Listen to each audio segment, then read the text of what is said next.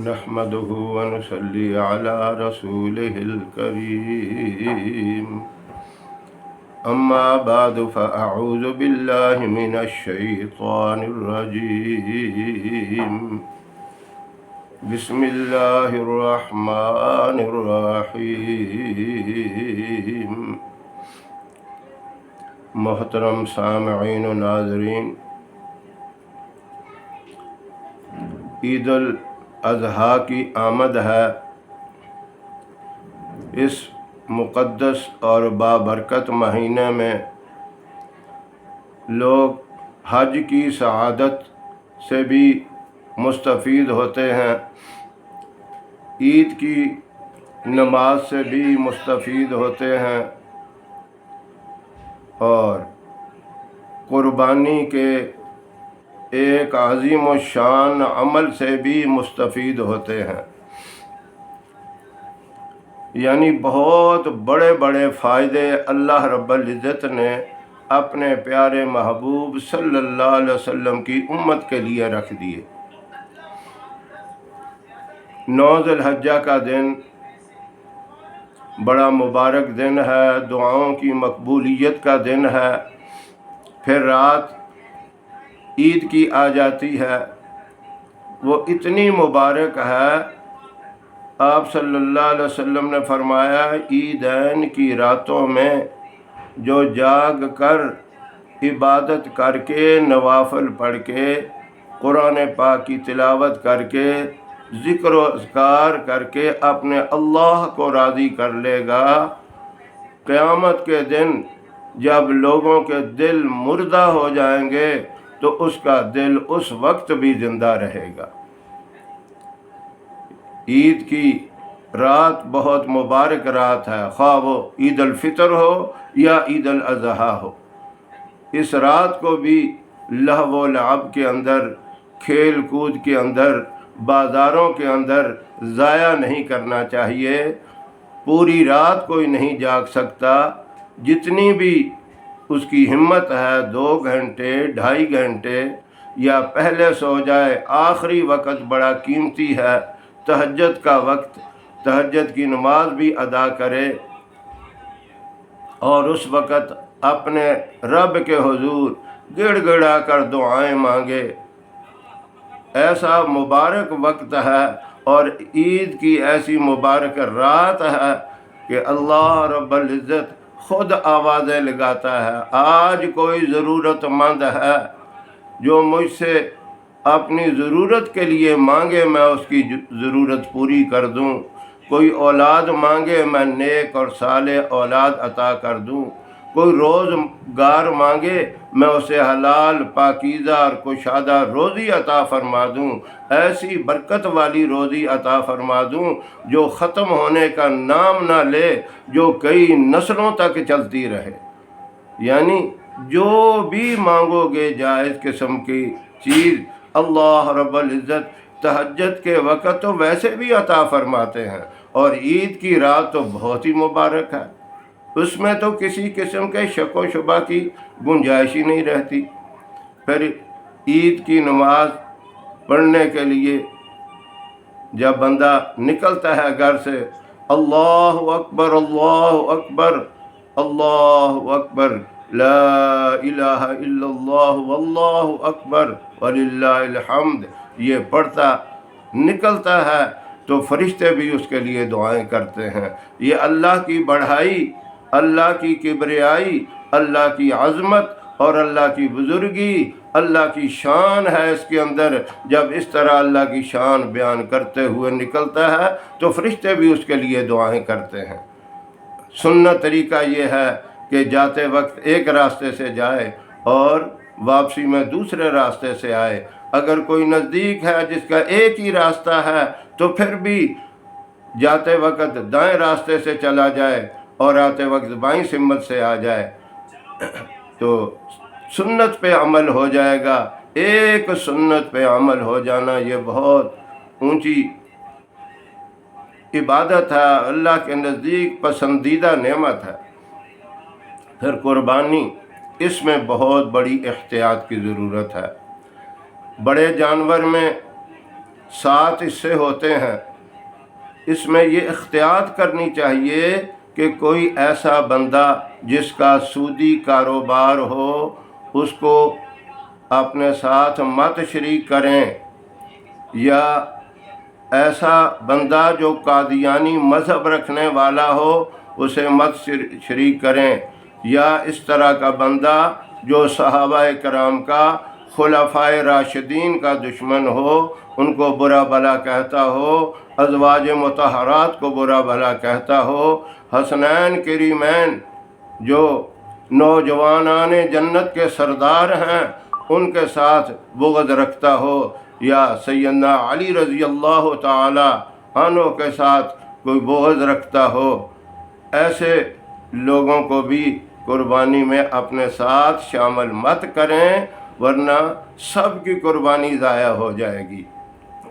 اب یہ قربانی کا عمل اتنا پسندیدہ ہے اللہ کو کہ 10 ذی الحجہ عید کا دن اور 11 اور 12 کی مغرب تک غروب آفتاب سے پہلے 3 دن جو قربانی کے ہیں، اس میں آپ صلی اللہ علیہ وسلم نے فرمایا اللہ کو قربانی کا جانور ذبح کرنے سے بڑھ کر اور کوئی عبادت مقبول نہیں، کوئی اور عبادت اس سے بڑھ کر عظمت والی نہیں ہے۔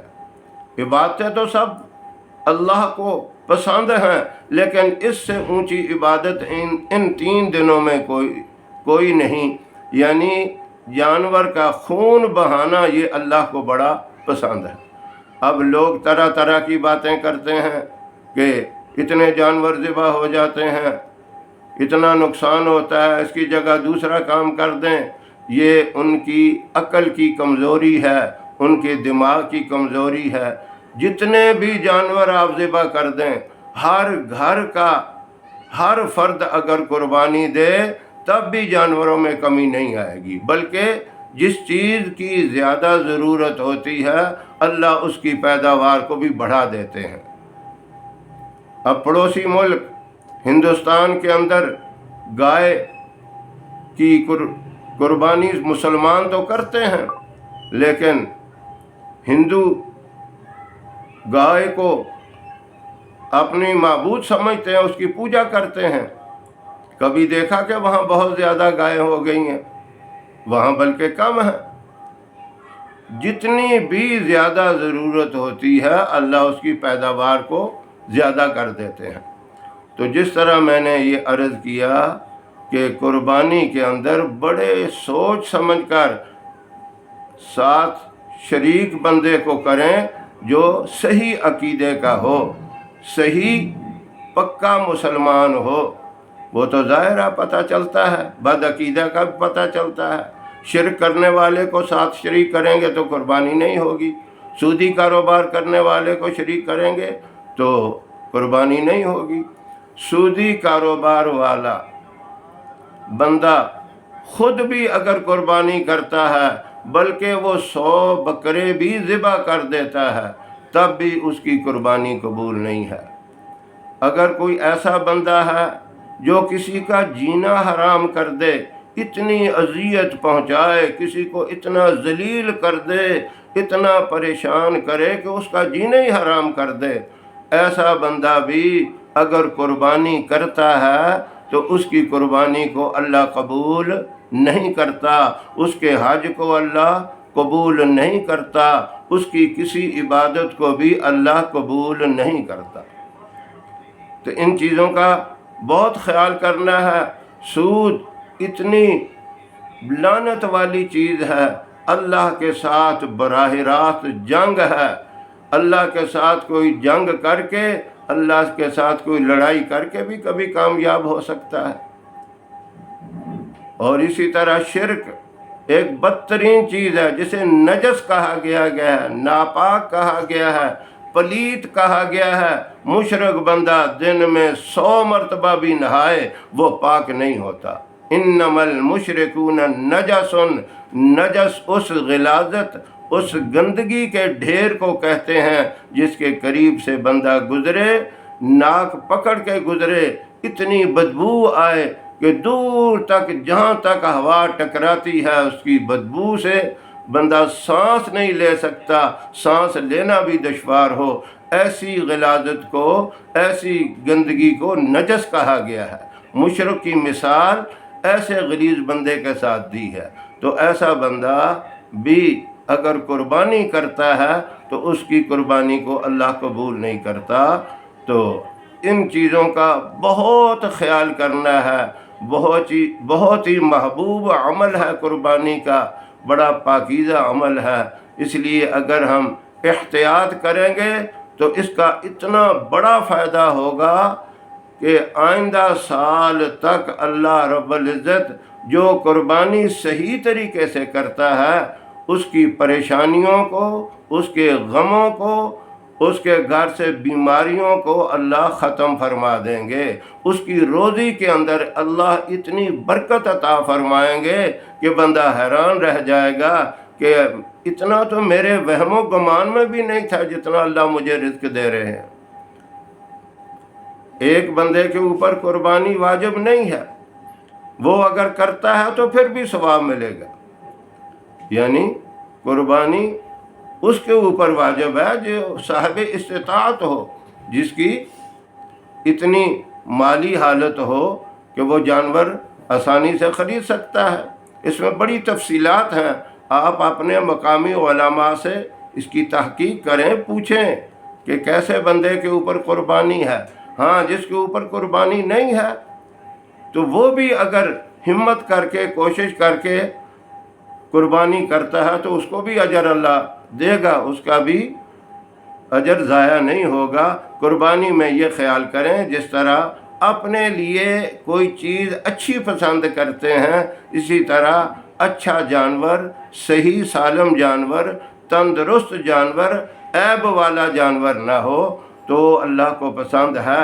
جب قربانی کے لیے آپ نے جانور خرید لیا، وہ اب جانور آپ کا نہیں رہا، وہ اللہ کا ہو گیا، کیونکہ آپ نے اللہ کی رضا کی خاطر، اللہ کی خوشنودی کی خاطر، اللہ کو راضی کرنے کے لیے قربانی کرنی ہے، تو وہ اس کی نسبت اللہ کی طرف ہو گئی۔ اب اس کا گوشت اللہ کی طرف سے تمہیں انعام میں ملا، تحفے میں ملا، اللہ کی طرف سے یہ مہمانی ہے، یہ سب لوگوں کے لیے ہے، غریبوں کے لیے بھی، امیروں کے لیے بھی، آپ سب کو یہ گوشت کھلا سکتے ہیں۔ یہ مہمانی اللہ کی طرف سے ہے، اللہ کھلا رہا ہے۔